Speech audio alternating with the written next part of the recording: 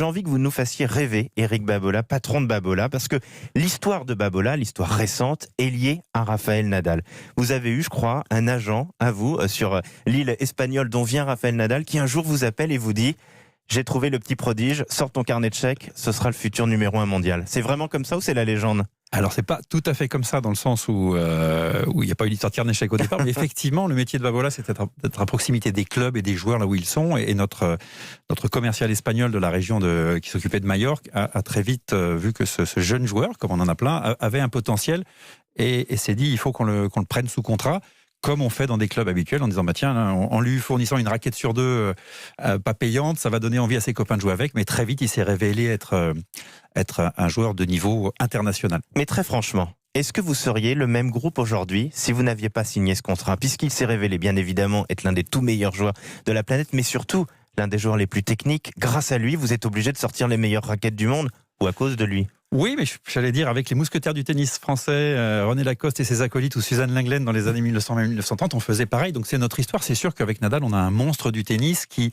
a des performances exceptionnelles et qui est un champion exceptionnel parce que sa capacité de remise en question. Quand on demande à Nadal pourquoi il est bon, il dit j'ai deux raisons. Un, j'aime ce que je fais et tous les matins, je me demande comment m'améliorer. Donc c'est à la fois extra pour le sport et c'est extra pour un chef d'entreprise de dire c'est un moment. Faut réussir à lui faire dire et 3, j'ai une raquette Babola. Oui, mais c'est son outil de travail. Effectivement, c'est important pour lui. Et comme il joue avec Babola depuis qu'il a 10 ans, on fait partie de la famille. Alors, vous faites partie de la famille. Comment est-il impliqué et de quelle façon il va pouvoir s'impliquer dans la conception de ces raquettes ?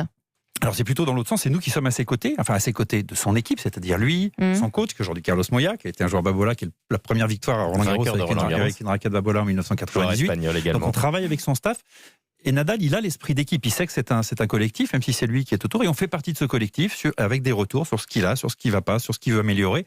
Nadal, il a qu'un leitmotiv depuis qu'il joue, c'est le lift, comment avoir plus de lift, avec ses cordages, avec ses raquettes, et on lui propose des solutions qu'on teste avec lui un petit peu toute l'année, surtout en fin d'année, quand la saison off, dans les temps normaux, c'est-à-dire au mois de novembre-décembre, avant d'attaquer la saison, pour caler les réglages de son équipement pour la saison d'après. Vous avez d'autres très grands joueurs, on a cité depuis le début de l'émission Dominic Thiem, qui est un Autrichien, qui est sûrement l'un des grands favoris également de ce Roland-Garros.